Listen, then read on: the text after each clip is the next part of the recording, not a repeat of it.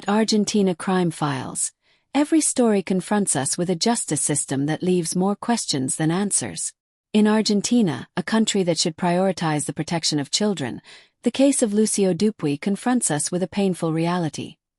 The fragility of a system that promises care but too often arrives too late. Lucio, a 5-year-old boy, lived in Santa Rosa, La Pampa, with his biological mother and her partner. What should have been a safe home became the setting for a tragedy that shocked the nation and exposed a system that repeatedly fails those it claims to protect. Before living with his mother, Lucio had grown up in a loving environment with his father, Christian Dupuy, and his paternal grandparents, Ramon and Sylvia. Christian, who became a father at a young age, faced the challenges of parenthood with the unconditional support of his parents. His grandparents were more than just family. They were his primary caregivers, offering him love, stability, and a safe space during his formative years. In their home, Lucio found the affection and security that every child deserves. Everything changed when Lucio's biological mother requested custody. Backed by a judicial system that failed to investigate thoroughly, she was granted custody of the child.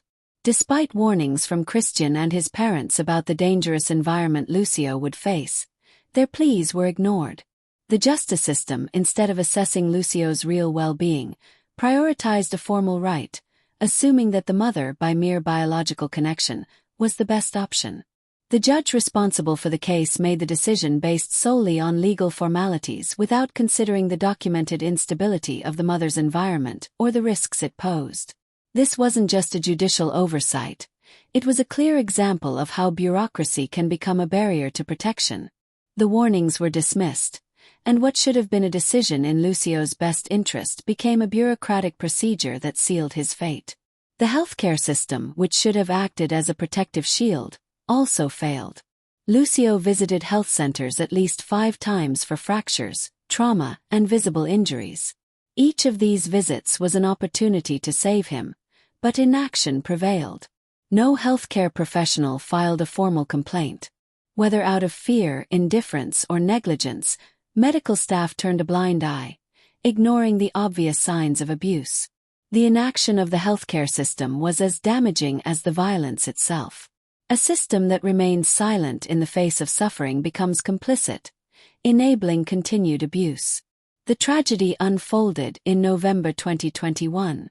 The autopsy revealed a heartbreaking reality: multiple old injuries, poorly healed fractures, and signs of repeated abuse.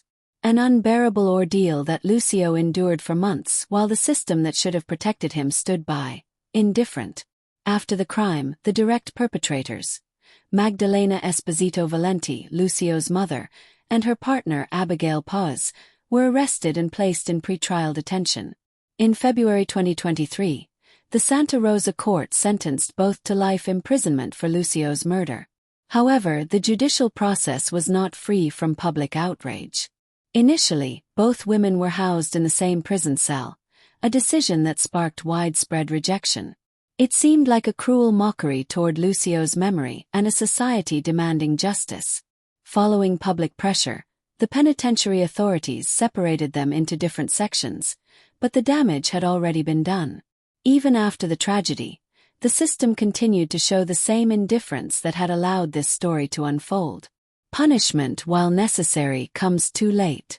Lucio is gone, and his absence is a wound that no sentence can heal.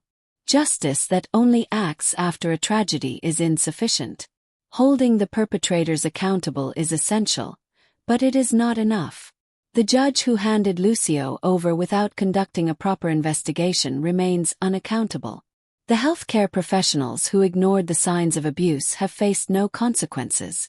The bureaucratic machinery remains intact, as if this were just another case in a system incapable of learning from its own failures. This is not just the story of a tragedy. It's a reminder of the urgent need for deep systemic change. We can no longer justify inaction behind a web of hollow regulations that promise protection but fail to deliver it. Every time an institution prioritizes bureaucracy over a child's life, it perpetuates abandonment and reveals a system that, far from being a safety net, becomes a silent trap for the most vulnerable. It is not enough to punish the visible perpetrators. We must also hold accountable those who, through action or inaction, contributed to the fatal outcome. Justice cannot be limited to punishing those directly responsible for the crime. It must extend to those in positions of power who failed to act. The silence of institutions and the indifference of those who should have intervened are also forms of violence. Prevention should not be a voluntary act. It must be an unbreakable obligation. We cannot continue to allow a state with all its resources to arrive too late, when nothing can be repaired. Every child lost to violence is a blow to the foundations of a society that claims to be committed to its future. But commitment cannot be just a word. It must be reflected in concrete actions that ensure no warning sign will be ignored. Words cannot bring Lucio back, but they can pave the way for change. Remembering his story is not just an act of memory.